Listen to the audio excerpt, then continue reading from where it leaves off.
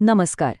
आपल्या घरातल्या अगदी साध्या सोप्या वस्तू वापरून मुलांची विचार करण्याची क्षमता कशी वाढवता येईल हे कधी जाणून घ्यायची इच्छा झाली आहे? आज आपण मैत्री बालमनाशी या पुस्तकातून वस्तू आणि त्यांचे उपयोग ही एक खूप सोपी पण तितकीच प्रभावी कृती समजून घेणार आहोत. तर आज आपण काय काय पाहणार आहोत? सगळ्यात आधी ही कृती नक्की काय आहे ते बघू. मग तिचं उद्दिष्ट आणि तयारी काय आहे ते समजून घेऊ. त्यानंतर वेगवेगळ्या वयोगटानुसार ही कृती कशी खेळायची आणि शेवटी या सगळ्यामुळे मुलांच्या विकासाला नेमकी कशी मदत होते हेही पाहूया. चला तर मग सुरू करूया. कोणत्याही कृतीची सुरुवात मुलांचं लक्ष वेधून घेण्यापासून होते, नाही का? चला पाहूया या कृतीची ओळख कशी करून द्यायची. मुलांशी बोलायला सुरुवात करणं खूप सोपं आहे. अशा प्रेमळ संवादाने सुरुवात करता येते. बालमित्रांनो, आपल्या घरात आणि वर्गात कितीतरी वस्तू असतात, नाही का? प्रत्येक वस्तूचा काहीतरी खास उपयोग असतो. असं म्हटल्यावर बघा, मुलं लगेचच उत्सुकतेने ऐकायला लागतात. ठीक आहे. आता आपण पाहूया की या कृतीमागे मुख्य उद्देश काय आहे आणि त्यासाठी आपल्याला नक्की काय काय तयारी करावी लागेल. या कृतीचं मुख्य उद्दिष्ट आहे मुलांमध्ये कार्यकारण भाव विकसित करणं.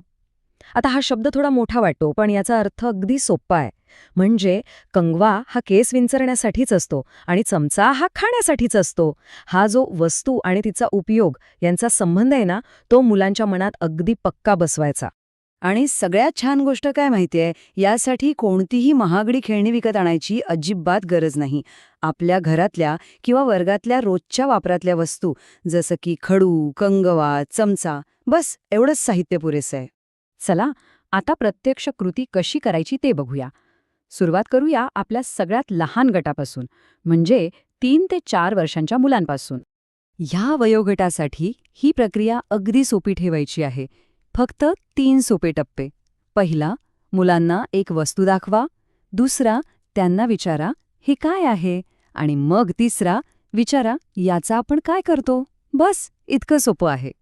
उदाहरणार्थ, समजा आपण कंगवा घेतला, तर विचारायचं, हे काय आहे? आणि याने आपण काय करतो? जर उत्तर लगेच नाही आलं, तर आपण केस विंचरतो या उत्तरापर्यंत पोहोचायला त्यांना मदत करू शकतो. असंच काहीसं टूथब्रशबद्दल करता येईल. हा कशासाठी वापरतो असं विचारल्यावर दात घासण्यासाठी हे उत्तर त्यांच्याकडून मिळवता येईल. बरं, आता मुलं थोडी मोठी झाली, समजा 4 ते 5 वर्षांची झाली, तर याच कृतीला आपण थोडं पुढे नेऊ शकतो. आता त्यांना अधिक विचार करायला लावणारे प्रश्न विचारायचे आहेत. इथे खरी गंमत आहे. प्रश्नांमधल्या बदलात वस्तू कशासाठी आहे याच्याही पुढे जाऊन ती कशी वापरतात हे विचारायचं. जसं की खडू दाखवून विचारा, खडूने आपण काय काय करतो? मग उत्तरे येतील, लिहितो, चित्र काढतो, रंगवतो. किंवा छत्रीसारख्या वस्तूसाठी आपण ही कधी वापरतो असा प्रश्न विचारून तिला एका विशिष्ट परिस्थितीशी जोडता येतं. यामुळे मुलांना वस्तूचा संबंध पावसासारख्या प्रसंगाशी जोडायला मदत होते. आता येतो सगळ्यात इंटरेस्टिंग भाग. 5 ते 6 वर्षांच्या मुलांसाठी आपण हा खेळ थोडा उलट्या पद्धतीने खेळणार आहोत. यामुळे मुलांची समस्या सोडवण्याची क्षमता जबरदस्त वाढते.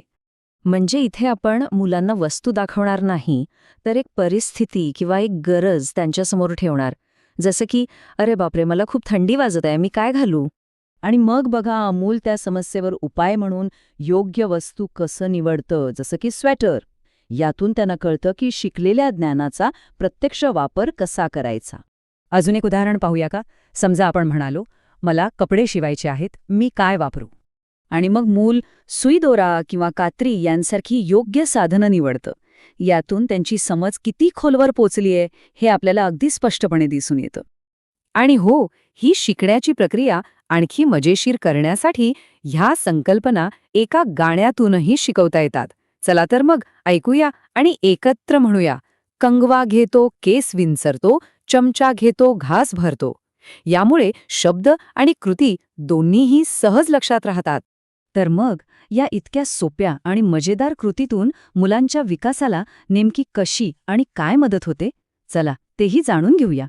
थोडक्यात सांगायचं झालं तर ही कृती 4 महत्त्वाच्या क्षेत्रांमध्ये मुलांचा पाया पक्का करते. पहिलं म्हणजे वस्तू आणि त्यांचे उपयोग समजतात. दुसरं, तार्किक विचार करण्याची क्षमता वाढते. तिसरं, त्यांचा शब्दसंग्रह वाढतो. आणि चौथं म्हणजे रोजच्या छोट्या छोट्या समस्या कशा सोडवायच्या हे त्यांना कळतं. आणि शेवटी एक विचार मनात येतो की मुलांच्या विकासासाठी लागणारी ही सगळी प्रभावी साधनं आपल्या घरातच आहेत, नाही का? गरज आहे फक्त ती शोधून काढण्याची आणि त्यांचा योग्य वापर करण्याची. तर मग आज घरातल्या कोणत्या वस्तूचं रहस्य उलगणार?